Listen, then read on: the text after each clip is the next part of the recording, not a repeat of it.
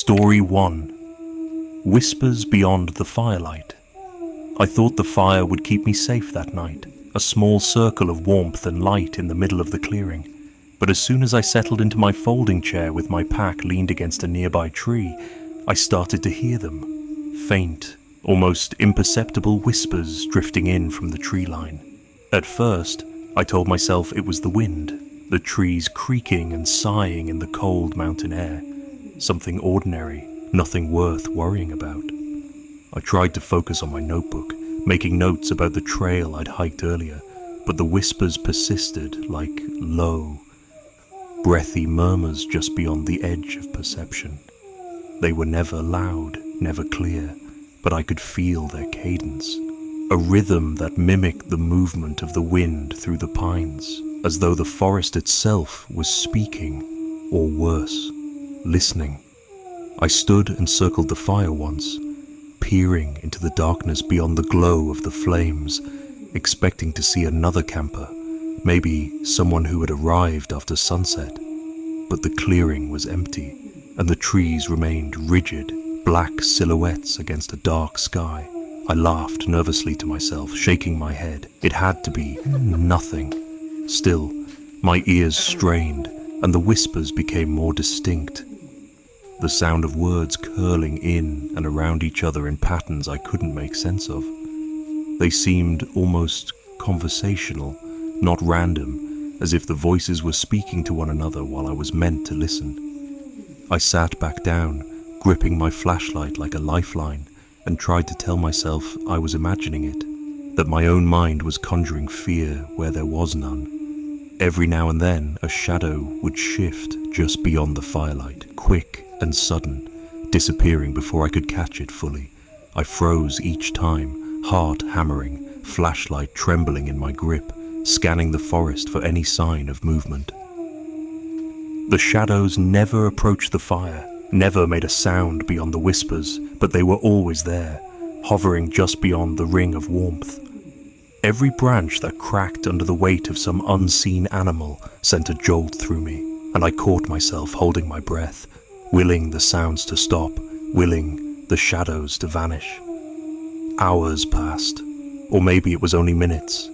Time had no meaning out there, but the whispers never faded. They ebbed and flowed like a tide, rising when I thought I had ignored them and retreating when I tried to confront them. I remember thinking, with a kind of sick clarity, that the forest was aware of me in a way that went beyond mere observation. It was deliberate, as if something unseen was gauging my fear, testing the boundaries of my sanity. I wanted to call out, to announce my presence, but the words stuck in my throat. I was certain somehow that speaking would invite something closer, something that had been waiting all along for me to acknowledge it. I tried to distract myself, thinking of ordinary things, the path I had hiked, the stream I had passed, the small cabin at the ranger station that I would reach by morning. But the whispers had a way of weaving into thought, bending perception so that nothing felt solid, nothing was certain. Shadows twisted and pooled where they shouldn't have, and I swore I saw movement that contradicted the terrain, as if the trees themselves were stretching, leaning in to get a better view. My fire was a frail barrier, and every time I threw another log onto it, I feared that I was only buying myself a few more moments, that the forest beyond was patient, inexorable, and entirely indifferent to my existence. At some point, I stopped keeping track of the hours. I remember rocking in my chair, flashlight clutched in one hand, pack straps digging into my shoulders, trying to find some position that didn't make me feel like I was part of the landscape, exposed to whatever watched. The whispers came in bursts now, low voices overlapping each other, rising and falling like a chant. Sometimes I thought I caught a word, a fragment of a sentence, but it never lasted long enough to make sense. I could feel the residue of it clinging to my thoughts, a cold persistence that gnawed at the edges of my mind. Once, I thought I saw a figure in the trees, just a glimpse, dark and thin, with limbs too long, and movements too deliberate to be a deer or raccoon. It vanished before I could blink, leaving only a tremor of doubt and a tightening in my chest. Every instinct screamed that I should leave, pack up and run, but I couldn't move. Something held me there, something like fascination mixed with fear, and I was aware, with a slow, sinking dread, that the forest knew this. It knew that I couldn't just walk away. I was entangled now, caught in the current of its attention. When I finally noticed the first threads of dawn, pale and trembling over the horizon, the whispers didn't stop immediately. They receded, gradually retreating into the folds of the mountains, leaving a silence so absolute that it hurt to hear. I packed my chair and my bag quickly, hands shaking, not daring to look into the woods more than necessary.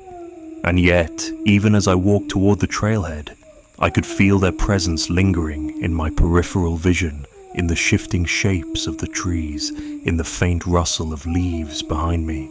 I told myself I was being paranoid, that it was only the forest, only the wind, but I couldn't entirely shake the sensation that the forest had spoken to me, and that the words it had used would echo forever in my mind. Even now, months later, I find myself startled by the wind brushing against the window, or by the soft crack of a branch in the yard at night. I catch myself listening for a rhythm, a murmur, a cadence I shouldn't recognize, and I wonder if, somehow, those voices followed me out of the mountains. The memory of that night sits heavy in me, like ashes that have refused to settle. And sometimes, when I close my eyes, I can see the firelight flicker again, and just beyond it, in the blackness, shadows shift, watching patiently, waiting for me to return. The whispers never made sense, never formed coherent words, and yet their presence was real, insistent, like a warning I could not interpret. The mountains, in their indifferent stillness, had marked me, and I can still feel the weight of that mark whenever I am in quiet places, anywhere with trees bending in wind and darkness pooling in corners. It was not a story I tell for thrills, it is memory, and memory is stubborn, and memory holds on, far longer than we wish it would. I have not returned, and I do not intend to. The firelight was fragile, the circle I thought protected me only an illusion. But the whispers, they remain, slithering in the mind just beyond comprehension, always at the edge of my hearing. Story 2, Footsteps in the Fog. I had been hiking all afternoon, taking a back trail I hadn't used in years, winding along the ridge above the valley where I had set up camp the night before. The sun was dipping low, casting long shadows through the trees, when suddenly a thick fog rolled down from the mountainside, settling over the trail like a living thing. One moment I could see 10 feet in front of me. The next, I could barely make out my own boots. The air felt damp and heavy, clinging to my skin, and every snap of a twig underfoot echoed far louder than it should have. I slowed my pace, thinking I might just wait it out. But that's when I heard it, the faintest crunch behind me, deliberate and paced exactly with my own steps. I froze, holding my breath, straining to hear over the sound of my own heartbeat. The footsteps stopped when I stopped. I tried to tell myself it was another hiker, maybe some latecomer heading back to camp, but the trail was narrow and rarely used. I whispered, "Hello?" but my voice seemed swallowed by the fog. The sound started again, shuffling behind me, never getting closer but never fading, always perfectly synchronized with mine. Panic began to rise in my chest. I turned quickly, swinging my flashlight through the fog, but it revealed nothing but grey mist and the occasional glint of dew on the leaves. I began to jog, the rhythmic thud of my boots matching the footsteps behind me, the sound relentless. I tried breaking into a run, heart hammering against my ribs, but the trail twisted and dropped sharply in places, forcing me to slow. Every time I glanced back, I saw nothing, and yet the steps never stopped. I tried shouting again, calling out for whoever or whatever it was, but my voice vanished into the fog. The trees loomed closer together, their dark trunks like silent watchers, and the mist seemed to thicken around me, dampening sound. Swallowing light, pressing against my skin like the forest itself was alive. Finally, after what felt like hours but must have been only minutes, I stumbled into the clearing where my tent stood. Relief crashed over me, sharp and overwhelming. The sight of the familiar canvas anchored to the ground should have calmed me. Instead, my stomach knotted into a cold, twisting dread. The flap of the tent had been disturbed. No way it could have happened naturally. Small, muddy footprints circled it in patterns that made no sense, looping back and forth, overlapping, as if someone, or several someones, had been pacing, watching, waiting. I dropped my pack, fumbling for my flashlight, and scanned the surrounding tree line. Nothing moved. No rustle of leaves, no snap of a branch, no eyes reflecting the light. Only the fog, thick and still, curling around the edges of the clearing like it was part of the ground itself. I spent the next hour pacing, listening, gripping my hiking knife as though it would do anything against whatever had followed me. Every sound, the faint crack of a branch, the rustle of underbrush, the distant call of a crow, sent my nerves flaring. I tried to tell myself it had been an animal, maybe a raccoon or a fox, but the pattern of the footprints, the timing of the steps, nothing fit. I couldn't shake the feeling that I had been watched the entire way back, that eyes had tracked my every movement through the fog. I wanted to scream, to leave, but the trail down to the main road was too far, too dark, and I was certain I wasn't meant to leave yet. Night pressed down over the mountains. I tried to sleep in the tent, curled up in my sleeping bag, but the fog still hugged the clearing, pressing against the thin walls of canvas. Occasionally, I thought I heard soft shuffles outside, scraping noises, the faintest whisper of movement around the tent. I pulled the bag over my head, trying to drown it out, but it was impossible.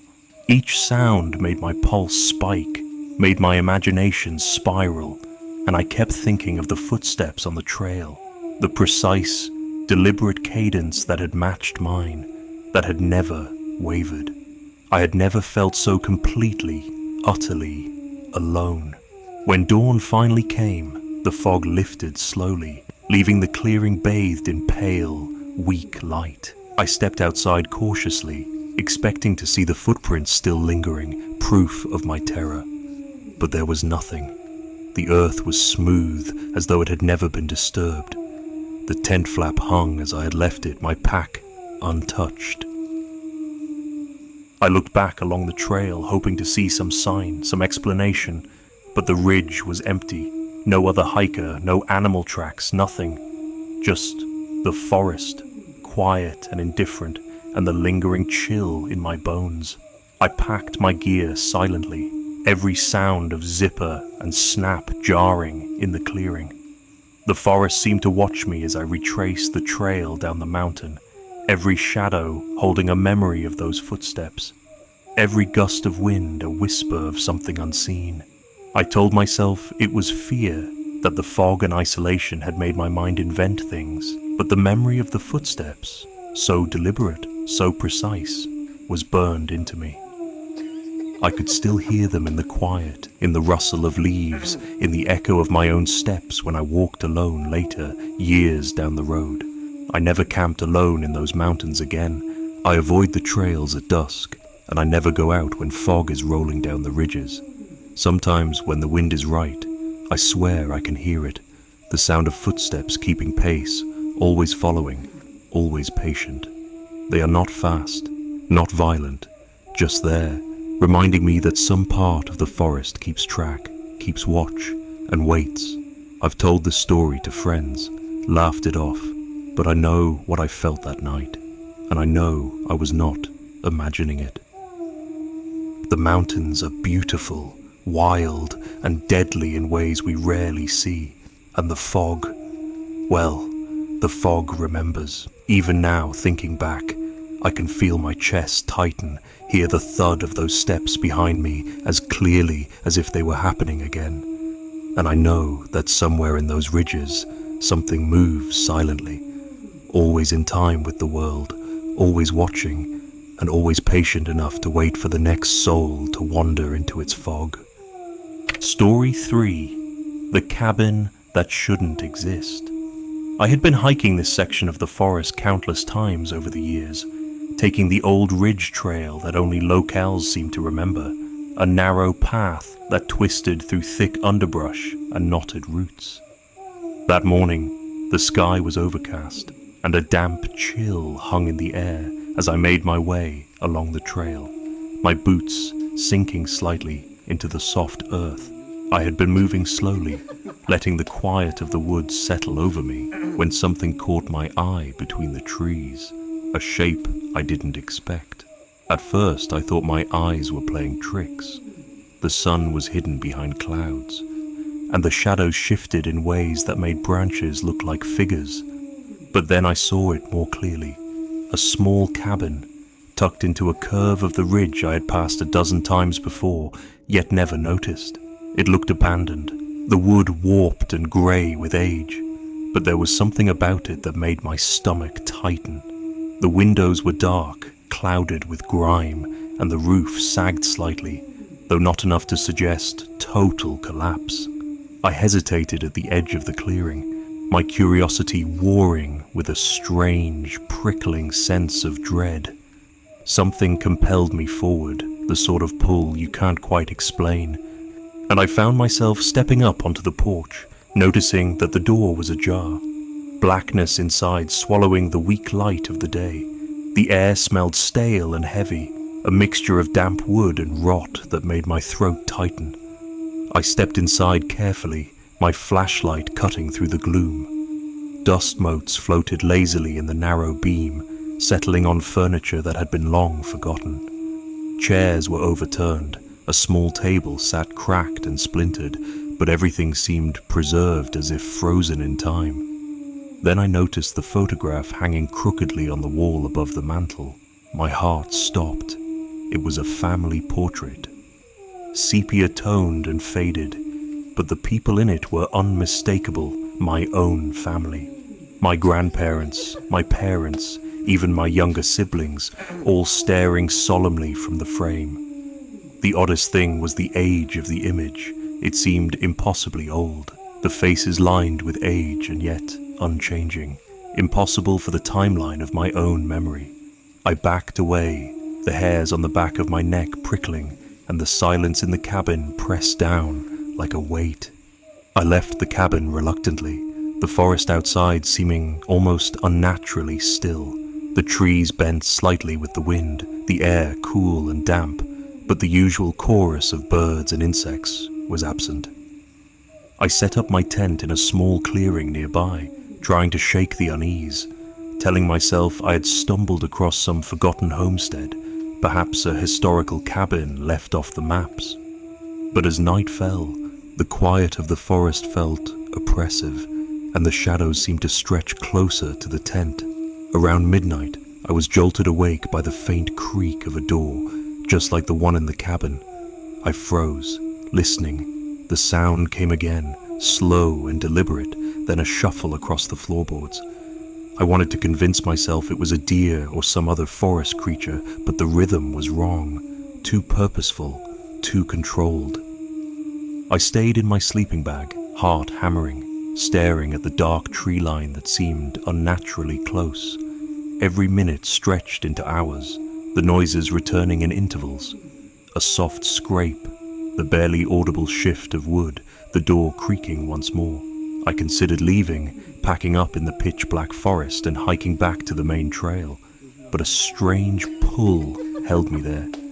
The fog had rolled in silently, and the visibility dropped to mere feet. Even with my flashlight, the forest felt like it had contracted, closing around me. I tried to tell myself it was all a trick of the mind, stress and imagination conjuring noises in the dark. Yet the dread in my chest felt real, solid, pressing against my lungs. By dawn, the fog had lifted, and I stepped out of my tent, shaking and cold, expecting the cabin to loom in the clearing like it had the night before. But when I looked, there was nothing. The trees and underbrush were intact, as if the clearing had never held a structure at all. No porch, no walls, no roof, nothing but the forest itself. I circled the area, scanning for any trace. A nail, a plank, a footprint, anything to confirm what I had seen, but the ground was smooth and undisturbed, covered in leaves and morning dew. The memory of the photograph, the stale air. The creaking doors lingered in my mind like a scar. I didn't speak of it to anyone at first, afraid they would think I had lost my mind. Later, I told a friend who knew the backwoods well, and he laughed it off, saying that old cabins sometimes vanish when they aren't visited, collapse and get swallowed by the forest over decades. But it wasn't that. I remembered the details too vividly. The smell, the furniture, the photograph. Those were not things that could simply disappear without a trace. I never returned to that trail, but I still think about it, especially when I walk in thick woods elsewhere. When fog curls over the ground in the late afternoon, I can feel the pull of that place again, the sense that something is always waiting, patient, in the folds of the forest. Even now, the image of the cabin and the faces in that photograph haunt me. I wonder, when I see a tree bending with the wind, or a shadow that lingers too long, if I am catching glimpses of that space again, an echo of a cabin that never existed, or a memory I was never meant to see. The forest is full of stories like that, whispers of places that shouldn't exist. And while most go unnoticed, sometimes you stumble upon them, and you realize the woods remember more than we ever could. And perhaps some things in the mountains are meant to be left unseen, their existence a quiet, pressing warning that even familiar landscapes can hold mysteries that never truly let you go. Story 4.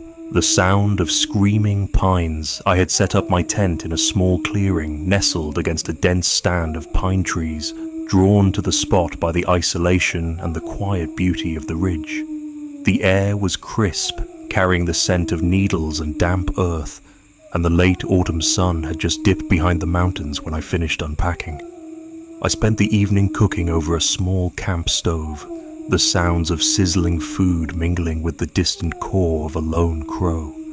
As night fell, the forest seemed to close in around me, the canopy above thickening, muffling the wind.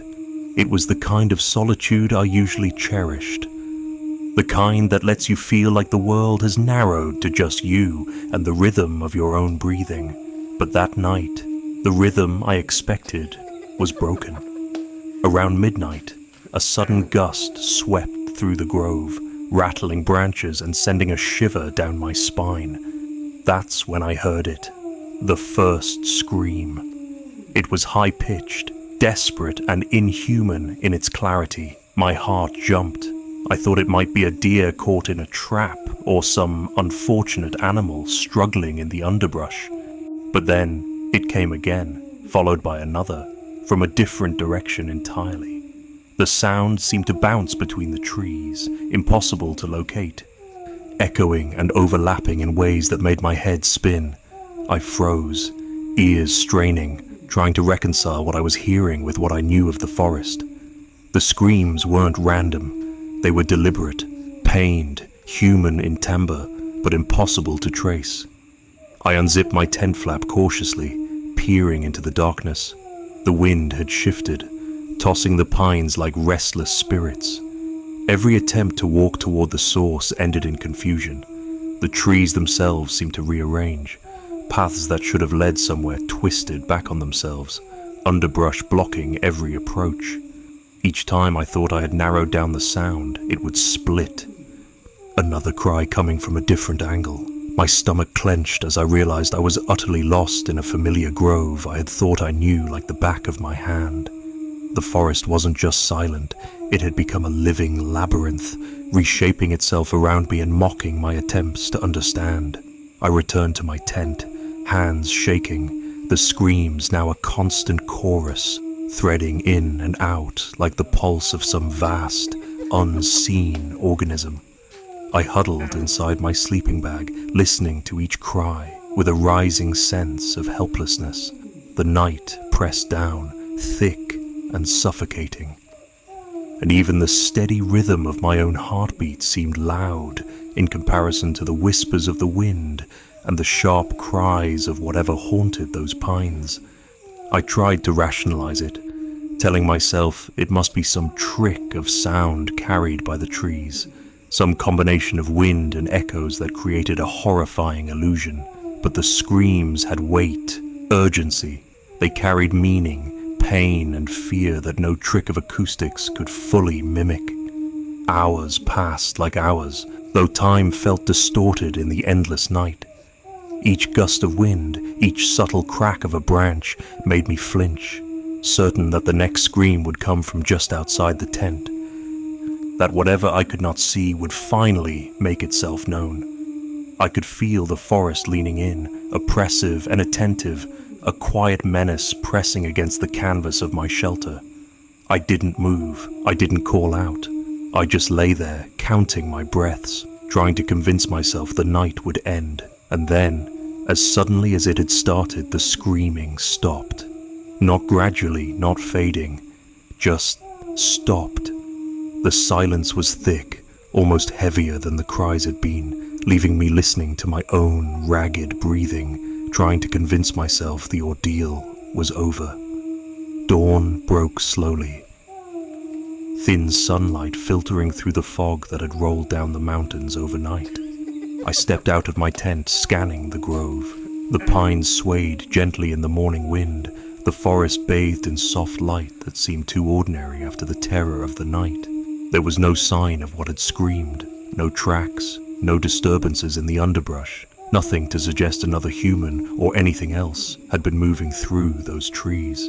I circled the clearing, searching for some explanation, some remnant of the horrors I had heard, but the ground was pristine, covered in dew and fallen needles as though nothing had happened. I packed up quickly, unease prickling in my chest with every snap of a buckle or rustle of my pack.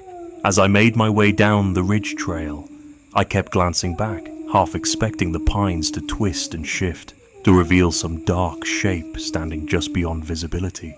But nothing followed, nothing emerged, and yet I felt the echo of that night pressing against me. Even as the miles fell behind me and the familiar roads and human settlements returned, I could hear it, the faintest memory of screams threading through the rustle of pine needles like a song buried deep in the forest. I never returned to that grove, and I rarely hike alone in those mountains anymore. Sometimes, on quiet nights, I can still hear the cries carried on the wind through the trees near my home. It's never as loud, never as clear, but it lingers, a memory with a life of its own. I think about the impossibility of it, how the forest seemed to rearrange itself, how the screams came from everywhere and nowhere all at once. And I wonder if some part of those pines still holds the night, a quiet archive of terror that will whisper again for anyone who wanders too far into their shadow. Even now, the memory of that night leaves me restless.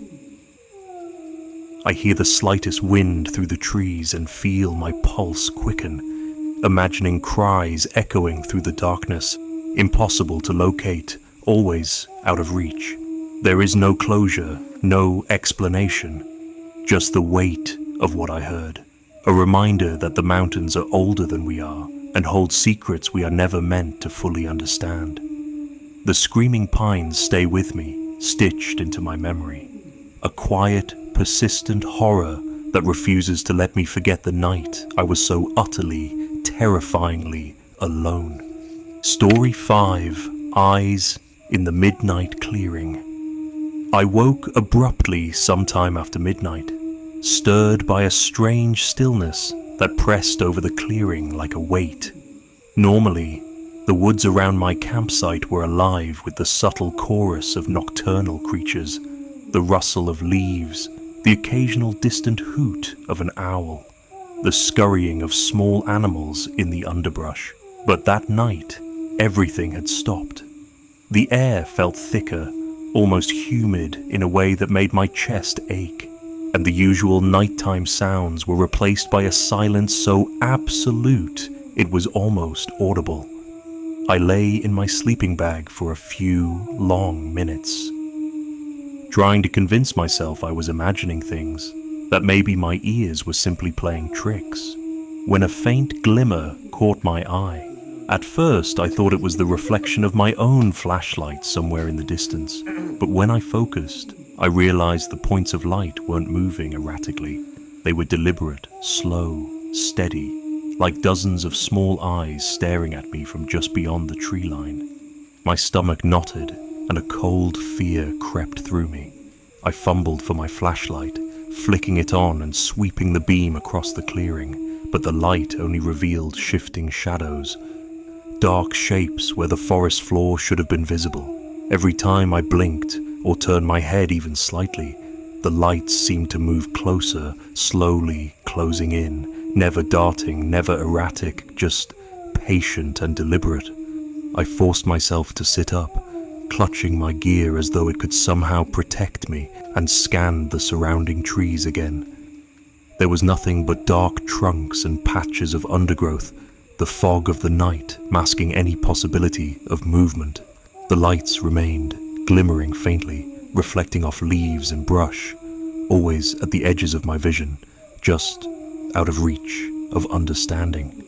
I considered calling out, but the silence seemed to swallow my voice before it could even leave my lips.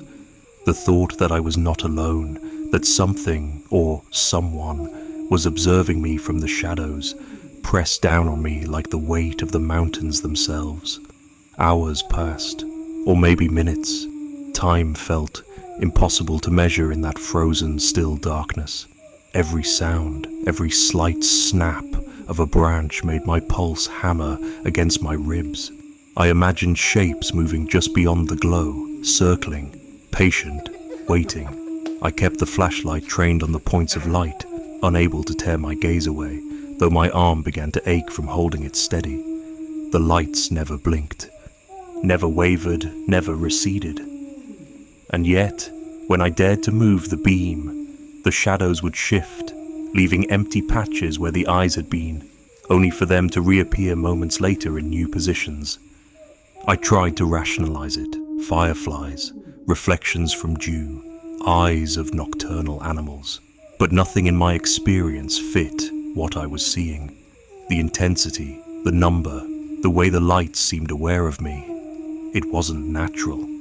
My mind raced, searching for explanation, but the forest offered none. I felt utterly exposed, small and fragile in the center of the clearing, watched by eyes I could neither locate nor understand. My breathing came fast and shallow, and I realized I hadn't moved a muscle in what felt like hours, frozen by fear and fascination alike.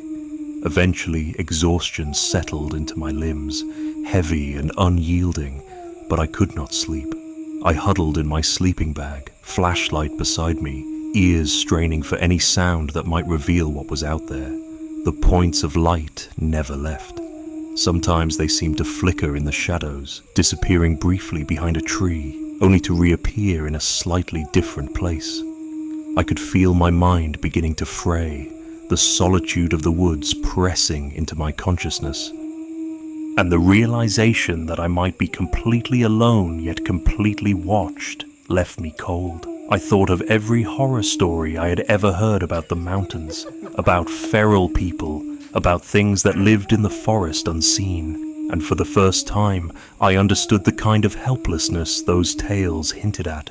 When the first hints of dawn began to appear, a pale, grey light filtering through the treetops, the points of light slowly faded, one by one, until the clearing seemed normal again. Birds began to stir, a breeze rustled the needles, and the normal soundtrack of the forest returned. as though nothing had happened. I crawled out of my tent cautiously, scanning every shadow, expecting to see some remnant of whatever had been there, some footprints, some movement in the underbrush. But there was nothing. The ground was undisturbed, save for the small patches of flattened grass where I had lain, and the trees were as ordinary as I had always known them. I packed up silently, my hands shaking, the memory of those unblinking lights burning in my mind. I kept glancing over my shoulder, half expecting them to reappear, but the clearing remained empty. I retraced my path down the ridge, careful with every step, eyes darting to the edges of the forest, heart hammering in my chest. Even as I returned to the familiar roads and cabins beyond the mountains, I could not shake the feeling of being observed. Every dark corner, every shadow, every flicker of light in the distance reminded me of that night, and the memory of those silent, patient eyes refused to fade. Years later, I still carry the unease with me. When I return to those woods, even in daylight, I feel the weight of that night pressing down.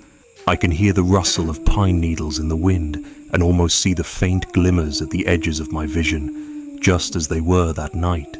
I tell myself I must have imagined it, that it was the combination of isolation, darkness, and fatigue.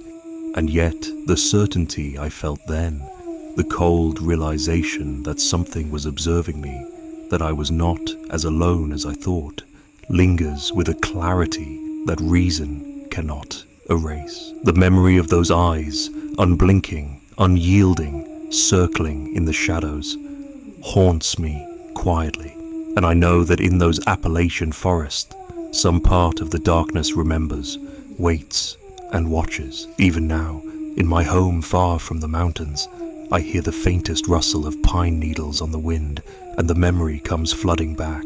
I can still feel their presence at the edges of my vision, always there. Patient, persistent. I do not know what it was that night, and I fear I never will. The forest is older than we are, and some things that dwell within it are meant to remain unknowable. But the impression they leave, the quiet terror, the unnerving certainty of being watched, it stays with you, etched into memory, a shadow that refuses to fade. Story 6. The Vanishing Campsite. I set out that morning thinking it would be just another routine hike, the kind I'd done countless times in these Appalachian hills. The sun was slanting through the trees in the late afternoon when I finally decided to turn back toward my campsite. I had been gone for hours, exploring a ridge I'd never bothered to climb before, and the familiar sense of relief at returning to familiar ground settled over me. But when I broke through the final line of pines and stepped into the clearing where my tent should have been, it wasn't there. Not only was it gone, but the small fire ring I'd made was barely visible, scattered with smudges of ash and broken twigs, like someone had trampled over it and moved on. My gear, backpack, water bottles, even the small cooler with my dinner, was strewn around in a way that made no sense. Some items were overturned, others piled neatly in corners, almost as if someone had been sorting through them and lost interest halfway. I froze, a creeping chill crawling up my spine, telling me this wasn't just some trick of memory or wind. Something had happened here. At first, I thought I might have set up my tent somewhere else without realizing it. The woods can be deceptive. Ridges look the same.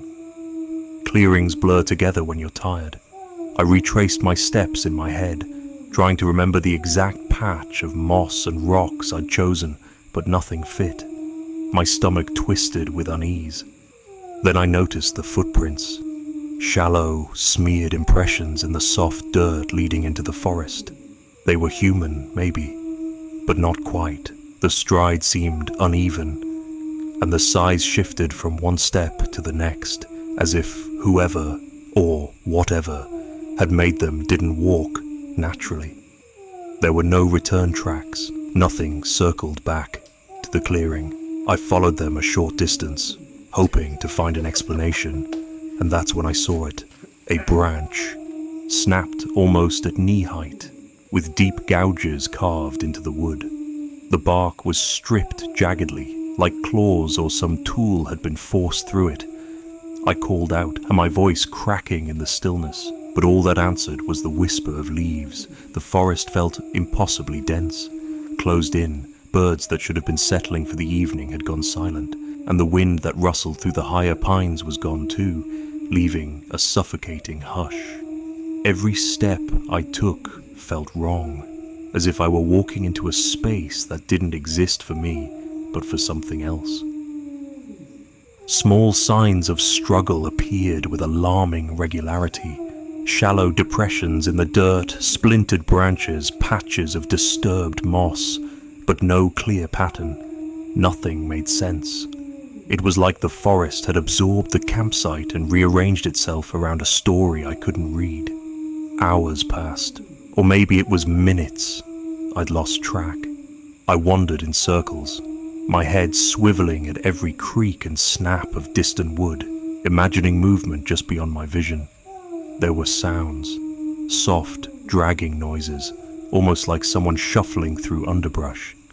Every time I thought I'd found a direction, the evidence seemed to vanish, leaving only my own footsteps as proof I'd been anywhere at all. My energy was waning, but I couldn't bring myself to stop.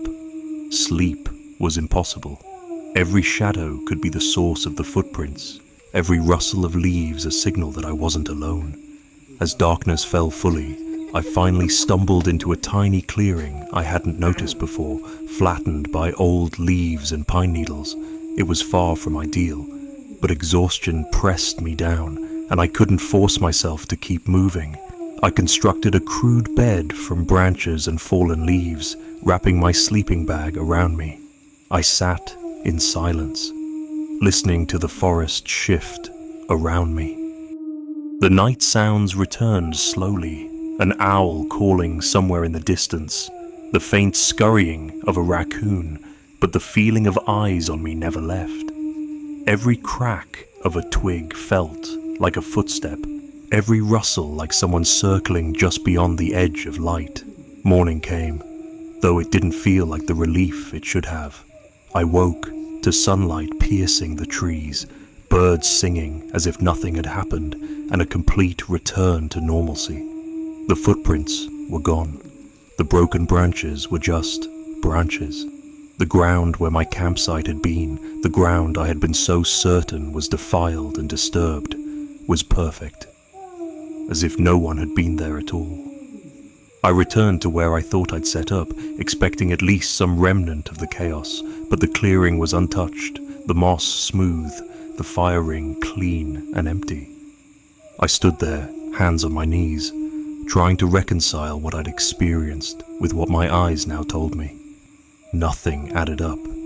It took weeks before I could even mention it to anyone without sounding insane. Friends and fellow hikers said it could have been a misremembered location, a simple hallucination born of fatigue, stress, or hunger. I told myself maybe they were right, but the memory lingers, more vivid than any doubt. The footprints, the gouged trees, the scattered supplies, the heavy, suffocating air that made me feel watched and small. And even now, when I hike these woods, I carry that unease with me. I notice the subtle changes, slightly shifted rocks, unfamiliar clearings, the occasional crooked tree, and my stomach knots with the sense that the forest is far larger, stranger, and more alive than I could ever understand. I never returned to that exact spot, and I can't even be sure it exists anymore. Some days I wonder if I really was in the woods at all, or if that night was a kind of waking nightmare, a memory conjured from some deep, instinctual fear I've carried all my life. Yet when I close my eyes at night, I can see it as clearly as I saw it then. The empty clearing, the gouged trees, the gear scattered in impossible arrangements. The feeling that I was never truly alone. I can still feel the weight of whatever was watching me, something patient, something deliberate. The forest around me hums with life now, and yet I know it hides things that are older, quieter, and infinitely less forgiving than any animal I've ever known. Even after all this time, I can't shake the sense that the clearing, the campsite, whatever it was, remains out there, waiting for me or anyone else to stumble in, to disturb the subtle order that belongs to it alone. And I know, deep down, that part of me hopes I never find it again. The Appalachian woods are alive in ways that defy logic, and some spaces are not meant to be revisited. I learned that lesson too late, and I carry it with me, the memory of a place that vanished as if it had never existed, leaving behind only the terror of its absence. Story 7. The Stranger by the Stream. I remember the morning sun cutting through the misty valleys, the way it gilded the pines with a soft amber glow, and how that beauty made the forest feel safe, almost forgiving. I'd been hiking the backwoods trails for 2 days, carrying only a light pack and a sense of restless curiosity that had brought me deeper than I ever usually ventured. By late afternoon, I reached a quiet bend in the creek where the water ran clear over smooth stones, and I decided to fill my water bottle and rest. The place felt empty in a way that was rare for these mountains. No birds calling, no rustle of small animals in the underbrush, just the distant sound of water and my own breathing. It was at that moment I saw him, or maybe it was her, or something else entirely, sitting on a rock downstream. The figure didn't move, didn't speak, didn't even shift to acknowledge me, just stared. At first I thought it was another hiker, maybe a local who'd walked the trails in silence for years, but there was something off. The posture was too still, the presence too deliberate, as if it belonged to the forest itself. I froze, gripping my bottle like a lifeline, and for a long moment I considered turning back, pretending I hadn't seen anything, but curiosity, or perhaps foolishness, got the better of me. I stepped closer, keeping my eyes on that motionless silhouette, and felt the air grow colder despite the fading warmth of the sun. Every step I took felt amplified, the crunch of leaves and twigs underfoot like a trumpet announcing my intrusion. And then, just as I was about to call out, it vanished. There was no rustling of leaves, no sound of running. It simply wasn't there anymore. My pulse spiked, a low, anxious hum that seemed to fill my ears, and I scanned the surrounding trees, but only found the swaying shadows of the pines. I tried to shake it off, telling myself it was a trick of the light, a trick of exhaustion and hunger. But later that evening, as I returned to my tent, the unease tightened in my chest. Muddy footprints circled my campsite, some small, some larger, pressed into the damp earth, meandering as though someone, or something, had paused, considered their surroundings, and then left in every direction except the obvious path. There was no sign of anyone, no trace of movement beyond the prints themselves. My stomach knotted, a primal warning I couldn't ignore. I double-checked my tent, the gear stacked inside, and everything was intact. But still, that quiet certainty pressed in on me. I had not been alone. The night fell heavy, thicker than any I had known. The usual chorus of nocturnal life had dulled, replaced by a tense stillness, punctuated only by the faint gurgle of the creek. I lay awake, listening to the wind weave through the trees, imagining shapes circling just beyond the weak beam of my flashlight. Every snap of a twig or shift of leaves made me flinch. Shadows seemed to stretch and lean toward me, twisting into forms that vanished when I blinked, and in the distance I thought I saw the faint outline of the figure again, standing just where the last patch of moonlight touched the forest floor, silent, unblinking, patient. I tried to keep rational, tell myself it was another hiker, a hunter maybe, someone who lived in the mountains and moved like a ghost. But there was something in the posture, in the stillness, that refused to be explained. No human waits for hours in silence just to watch, and I couldn't shake the feeling that it wasn't waiting at all. It was observing, cataloguing, or perhaps marking. Each night after, The sightings repeated, always distant, always fleeting, and yet unmistakable. Sometimes it would appear in the faint glow of dawn when the mist hung low over the creek. Other times, at dusk, in the corner of my vision while I adjusted my cooking gear. Every time I looked directly, it was gone. And each time, my heart would hammer, my chest tight with fear I couldn't explain, and my mind spiraled with questions I had no answers for. I began to avoid certain areas of the forest, taking longer, indirect paths back to my camp. Yet no matter what I did, there was a sense that the forest itself had grown different, rearranged in subtle ways I could not articulate. One night, desperate for rest, I decided to sleep with the tent flap slightly open, hoping the openness would make me feel less trapped. I awoke to the sound of water rushing over stones, soft at first, then sharper, as though the creek itself had intensified around me. And there it was again, the figure standing across the creek, its presence almost magnetic. I froze, and the figure remained motionless, silent, unblinking. I wanted to call out, to confront it, but my throat was paralyzed with a fear that was as much instinct as reason. After what felt like hours, it tilted slightly, almost imperceptibly, then melted into the trees once more. By the last morning, I could no longer endure it. I packed my things hastily, the sense of being watched pressing down with every step. Even as I hiked away, keeping my eyes glued to the path ahead, I felt the weight of those silent eyes on my back, never leaving, never blinking. When I finally reached the parking area, the normal sounds of the forest seemed almost jarring, too bright, too loud, and I realized how deeply the tension had burrowed into me. I drove away, hands white on the wheel, refusing to look back.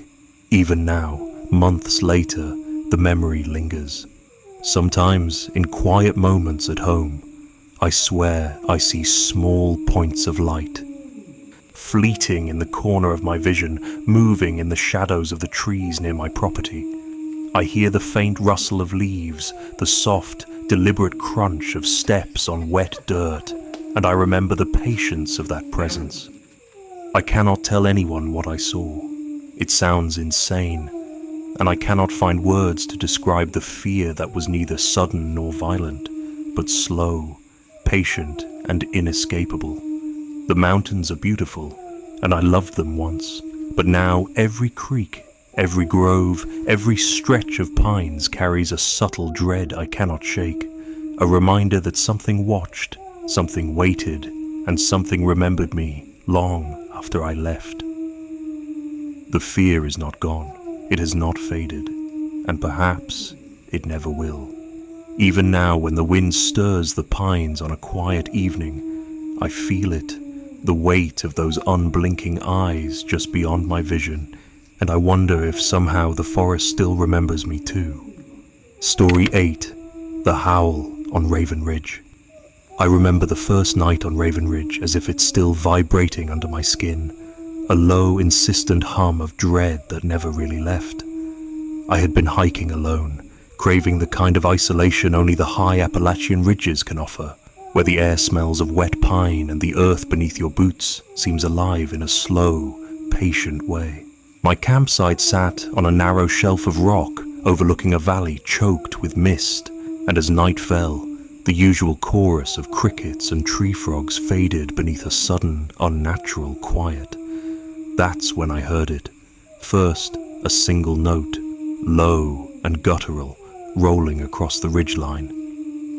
At first, I thought it must be a coyote or some other predator, but the sound was wrong, impossible to place. It carried a cadence, a rhythm almost like breathing, deliberate and measured, and it seemed to be coming from every direction at once. I strained my ears, thinking maybe it was the wind, but the trees were still. Not a leaf stirred. I tried to follow it, hoping to catch a glimpse of whatever had made the noise, and started along a narrow path that curled around the ridge. The terrain itself seemed hostile, shifting beneath my feet. Roots twisted in patterns that made no sense. Rocks were slick with damp moss. And every turn seemed to loop me back toward the sound rather than away from it. The howl came again, louder this time, deeper, almost resonating through the bones in my chest. I stopped moving, frozen, trying to convince myself I was imagining things, that the mountain's acoustics were playing tricks. Hours passed, or maybe minutes. Time felt wrong out there. The howl returned in a sequence that felt purposeful, as if whatever was out there could sense my presence and was responding. I whispered into the darkness, a nervous, futile greeting, and my voice seemed to vanish instantly. I had the uneasy sense that I was being studied, tracked by something patient, waiting for me to slip. My flashlight barely penetrated the blackness beyond the ridge, just a thin cone of familiarity in a wilderness that had suddenly become alien. Every crack of a branch, every snap of a twig, set my nerves on edge. I wanted to leave, but the path back had vanished, or perhaps it had never been there. By midnight, I was huddled in my tent, yet the ridge seemed to pulse with sound, the howl repeating in that same deliberate cadence. I tried to reason it out. Maybe hunters, maybe a trapped animal, maybe an echo that played tricks on me. But every night I'd hiked.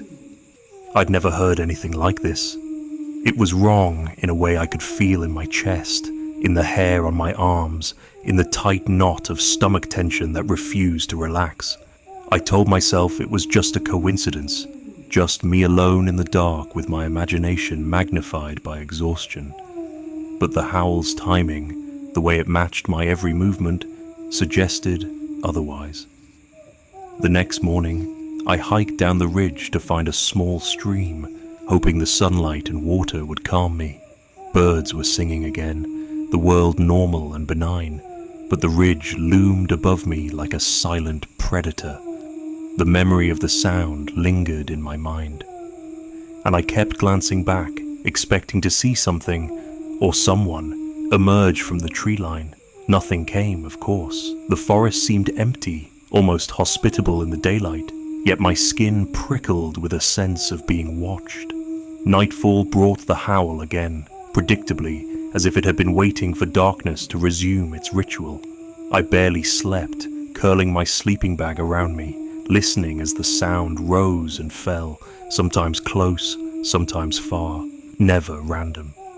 Each repetition left me more paranoid, more convinced that the mountain itself had eyes and ears, and I was trespassing in a space that was alive with sentience. I would hear twigs breaking behind the ridge, then nothing.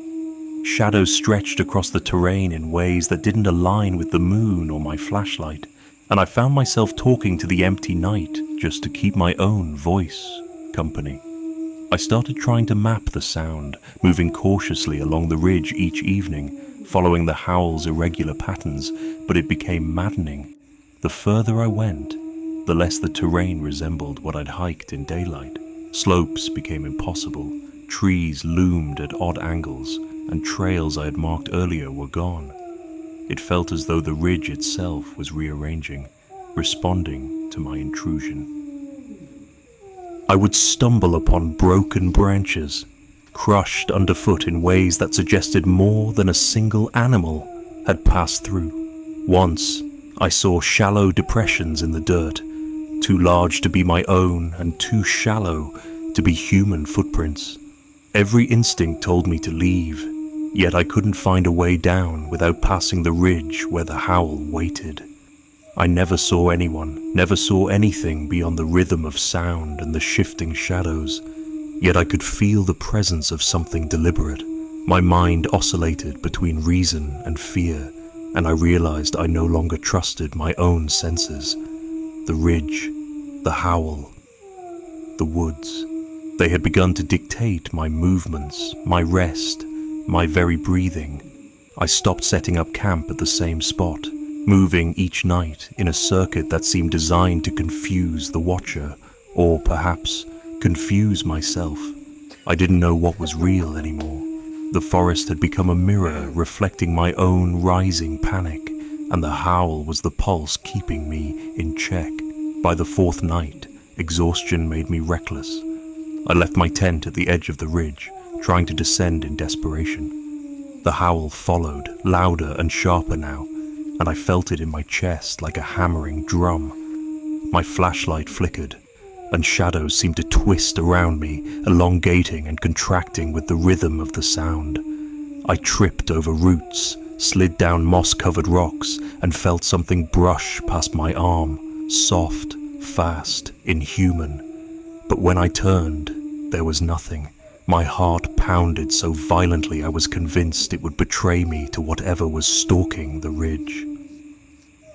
Dawn finally came, pale and grey, and I stumbled into a clearing at the base of the mountain where the world seemed ordinary again. Birds sang, a gentle breeze moved through the trees, and the ridge looked inert, no more than a pile of stone and timber.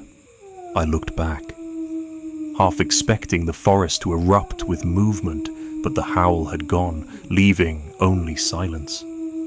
I kept hiking, heading back to the nearest road, but the image of the ridge and the sound itself stayed with me. Every creak in my apartment floor, every distant howl in the night brings me back there. I can't explain it, can't rationalize it, and I've never returned. The ridge sits in my memory, a pulse at the edge of hearing, a deliberate rhythm that reminds me I was never really alone, even when I was the only person in sight.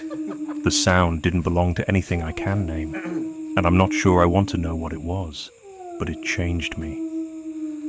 Raven Ridge waits up there still, calling in that low, guttural cadence, and I can't shake the feeling that it will recognize me if I ever go back. Story 9, Shadows Under the Old Bridge. I didn't expect much from that little stretch of creek, just a quiet spot to stretch my legs and refill my water bottle before hiking further into the ridge. The day had been long, the kind where the sun burns your back and your boots grind against loose gravel until every step feels like a punishment. The bridge came into view as the forest thinned, an old wooden span arching over the water. Its planks were grey and slick with moss, the railings warped and splintered, but it called to me in a way that I can't quite explain, like the forest itself was pointing me toward it. At first, I noticed nothing unusual, just the water curling around the stones beneath, the muted hum of insects and distant birds. But then I saw them, or I thought I did. Shadows crouched low beneath the bridge, pressed close to the supports. My heart jumped, a cold jab that left my stomach hollow. They didn't move like any animal I knew. They seemed deliberate, watching. I froze, unsure if my eyes were playing tricks. The late afternoon sun casting long, restless patterns across the water, and then, just as quickly as they appeared, they were gone. No rustle of leaves, no splash, just empty air where the shadows had been. I chalked it up to fatigue at first, a trick of the light, but the feeling in my gut told me otherwise. There was a weight there, something pressing against my awareness, like the forest was holding its breath. I lingered a moment longer, scanning the tree line on either side, but saw nothing. That night, I made camp farther upstream, close to a small clearing where the ground was flat and I could see the ridge above me. I slept fitfully, or at least I tried, but every half hour I woke to a scraping sound, like nails against dry wood, echoing from the direction of the bridge. At first, I convinced myself it was raccoons, maybe some deer scratching at the trees, but the pattern was too deliberate, too rhythmic. Sometimes it was accompanied by a faint whisper of my name, carried on a wind that didn't seem to exist. I lay there, ears straining, heart hammering, listening to the dark settle like a living thing around me. The next morning, I returned to the bridge. The shadows were back, though still fleeting, vanishing when I stepped closer. There were no prints in the mud, no sign of anyone actually crossing beneath it, yet the sense of being watched was undeniable. I explored the creek on either side, checking for caves, hollow logs, anything that could conceal someone, but the forest gave nothing. The planks of the bridge groaned under my weight as I leaned over the railings, peering into the dark water, and I had the distinct impression that someone, or something, was peering back. I felt eyes from beneath, too low for me to see, just out of reach, pressing up against the timber.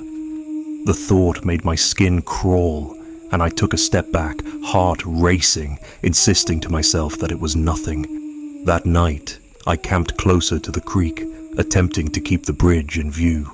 The wind carried a strange, musty scent that didn't belong to the forest. And the scraping noises returned, this time higher up, from the bridge's decayed surface.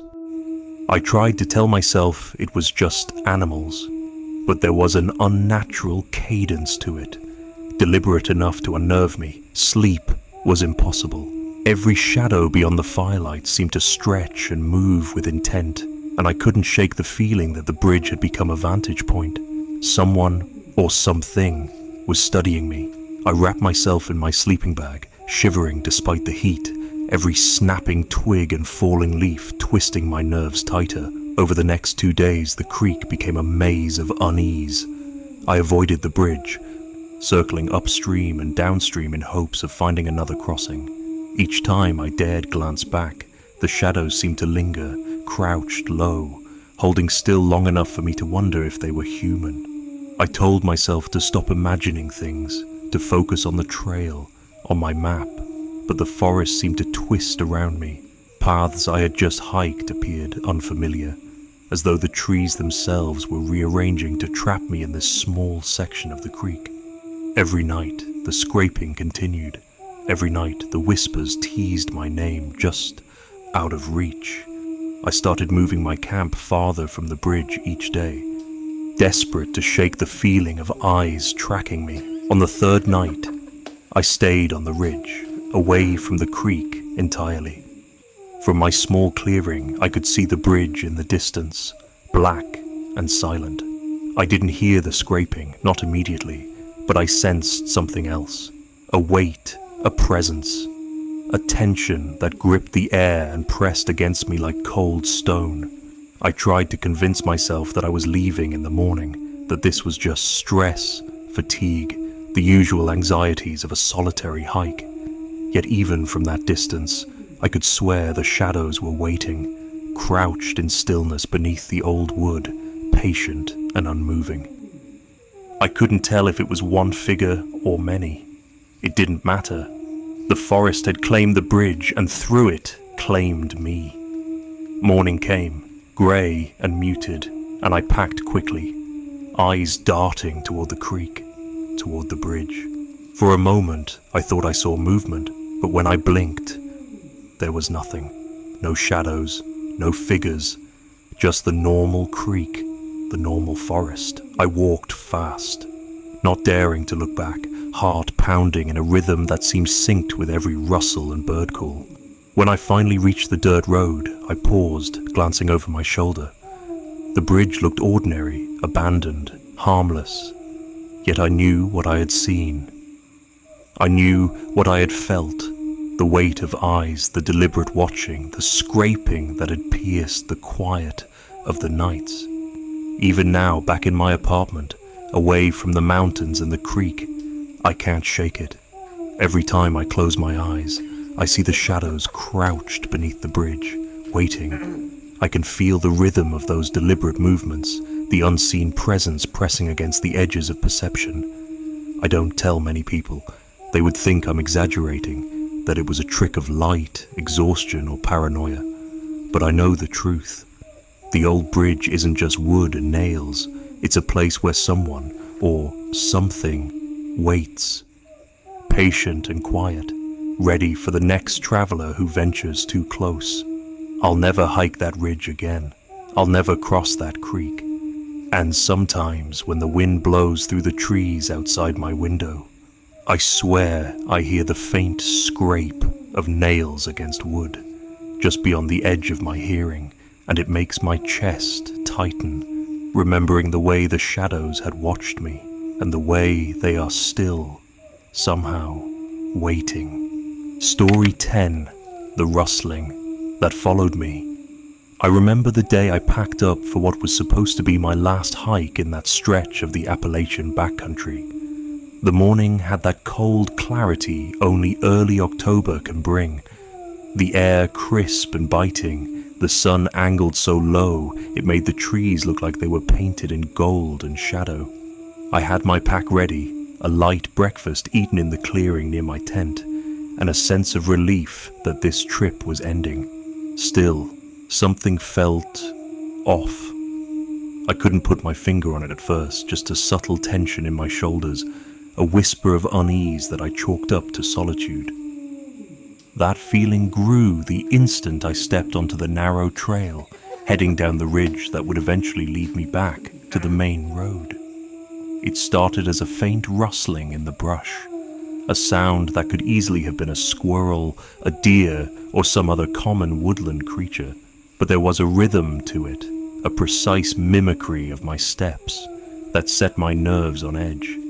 Every crunch of leaves beneath my boots was echoed, always just behind me.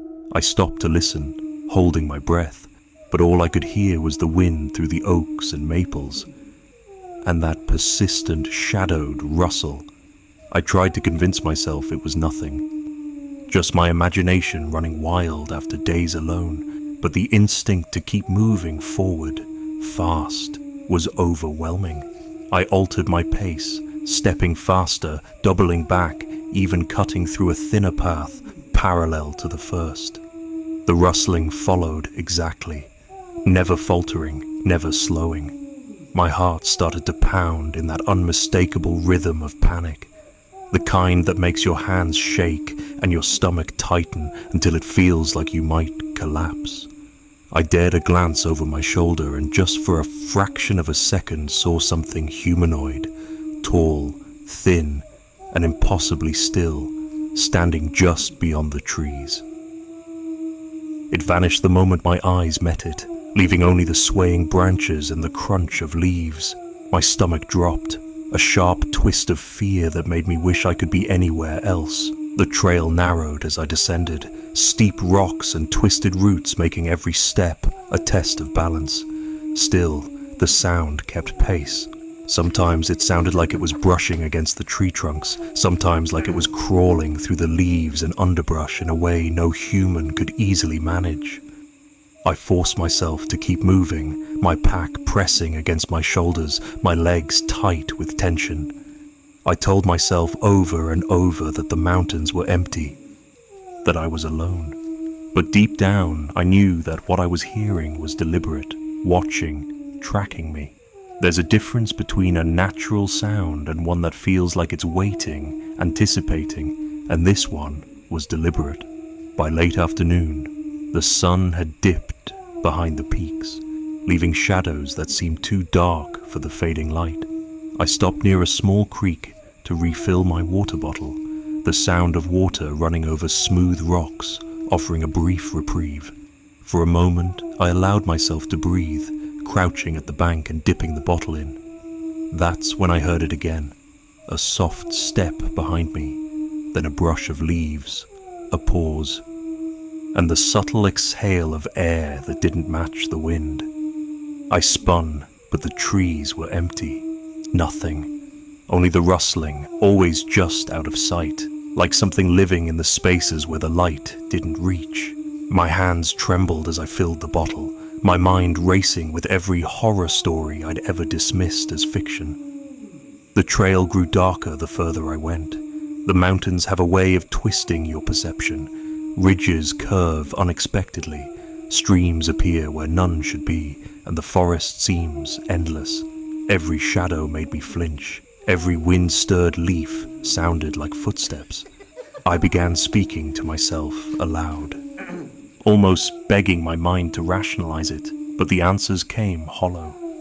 "It's an animal," I said, "just an animal."